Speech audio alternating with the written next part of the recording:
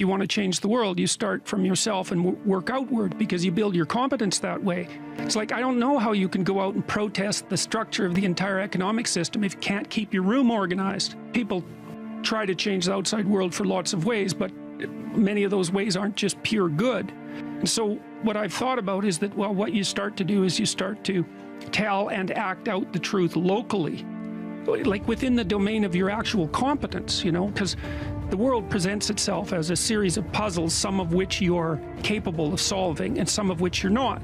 And you have many puzzles in front of you that you could solve, but you choose not to. You know, those are the things that weigh on your conscience. It's like, you know, well, I should really do this, but you don't. It's like, so I had this idea a long time ago, because the world is a pretty dreadful place. I thought, well, what would the world be like if people stopped avoiding the things they knew they should do? You know, because the question is, how much are we contributing to the fact that life is an existential catastrophe and a tragedy? How much is our own corruption contributing to that? That's a really worthwhile question. The things you leave undone because you're angry, you're resentful, you're lazy, you have inertia. Well, you consult your conscience and it says, well, you know, that place over there could use a little work. It's the same as working on yourself, and so you clean that up because you can. And then things are a little clearer around you, and you're a little better off because you've practiced a bit, and so you're a little stronger. And then something else manifests itself and says, well, maybe you could like take a crack at fixing me up too. So you decide to do that, and then that gets a little bit more pristine, you know. And soon, and it's humble, because you're not exceeding your domain of competence. You know, it's like, don't be fixing up the economy, 18-year-olds. Can you even clean up your own room? No. Well, you should think about that. You should think about that. Because if you can't even clean up your own room, who the hell are you to give advice to the world? Who here has ever failed? And no one raised their hand in the whole fucking room. So I paused and I said, I know you're out there, I can hear your hearts beating. Who here has ever failed? And I demanded an answer, and then a few people raised their hand. I said, who here has ever failed? And now they started to comply. So I said, great, when you failed, why did you fail? And they said all the things you said. Didn't have enough time, didn't have the right technology, didn't have the money, didn't have the contacts, you know, had the wrong people. The people said we had the wrong leader, right? And then this voice in the darkness, the whole room was pitch black, says, I didn't have enough Supreme Court justices. And I looked down, and it's Vice President Al Gore, who you probably don't know much about American politics, but he and Bush Jr., they tied, basically, and it had to go to our Supreme Court to decide who's going to be it, and he lost. And when he said that, we were in Northern California, which is all Democrats, would have been supporters of his. They all stood up and gave him a standing ovation when he said this. And when he stopped the standing ovation, I said, that's one way to try to explain why you didn't become president of the United States. But I wouldn't say it's an accurate one. And there was this pause, like, what the fuck is he about to say?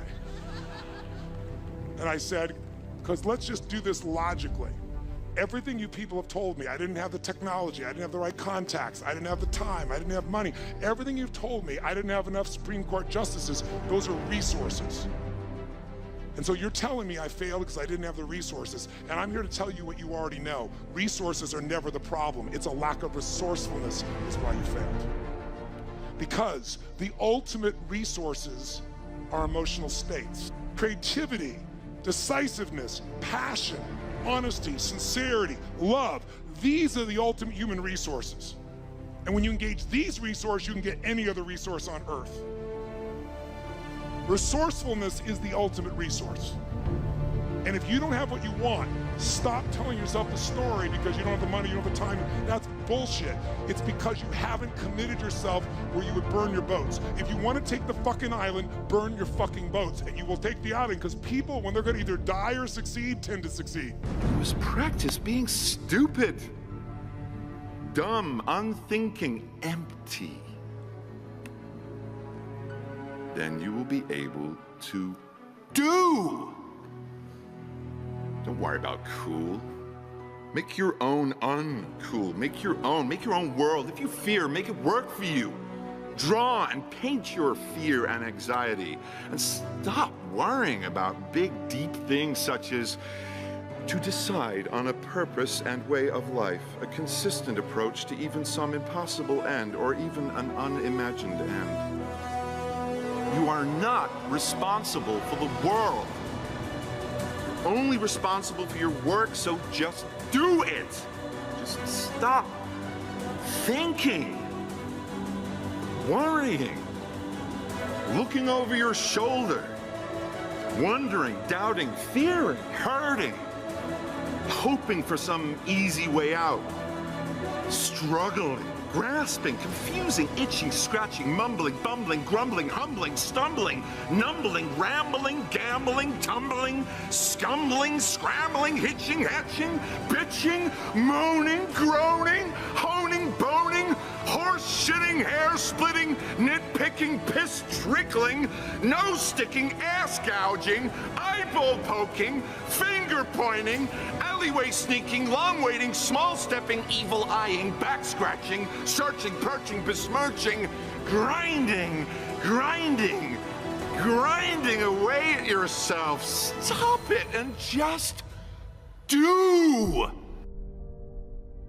Fall forward. This is what I mean. Reggie Jackson struck out 2,600 times in his career, the most in the history of baseball. But you don't hear about the strikeouts. People remember the home runs. Fall forward. Thomas Edison conducted 1,000 failed experiments. Did you know that? I didn't know that.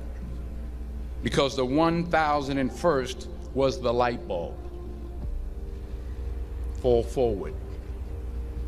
Every failed experiment is one step closer to success. You've got to take risks, and I'm sure you've probably heard that before, but I want to talk to you about why that's so important.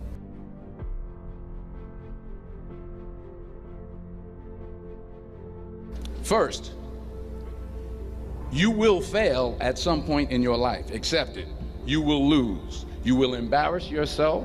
You will suck at something. There's no doubt about it.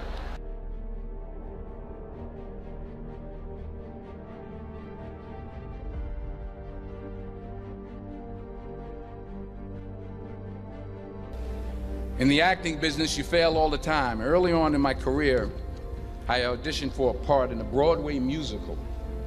Perfect role for me, I thought. I'm in the wings, I'm about to go on stage, but the guy in front of me, he's singing like Pavarotti. He's just, and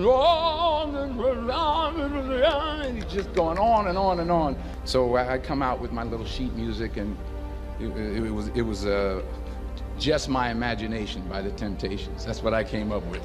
So I hand it to the accompanist, and she looks at it and looks at me and looks out at the director and was like,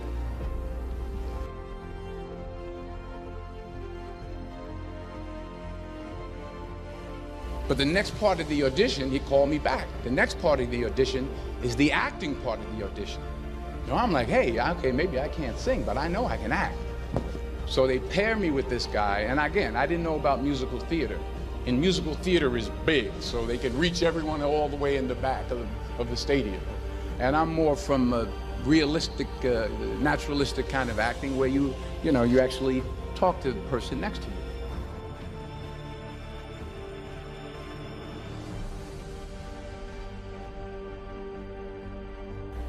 I didn't get the job.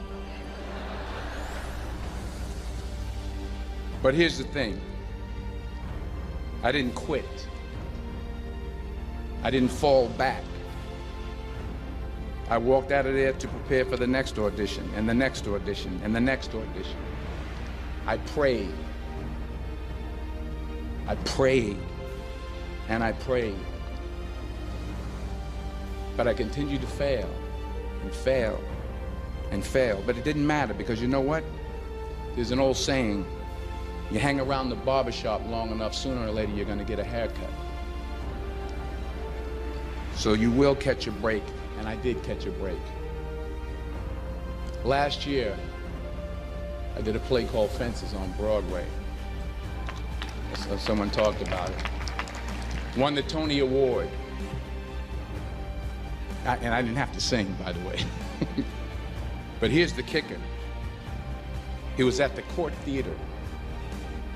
It was at the same theater that I failed that first audition 30 years prior.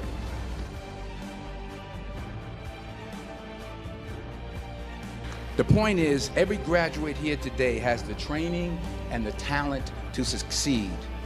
But do you have the guts to fail? If you don't fail, you're not even trying. I'll say it again. If you don't fail, you're not even trying. My wife told me this great expression. To get something you never had, you have to do something you never did.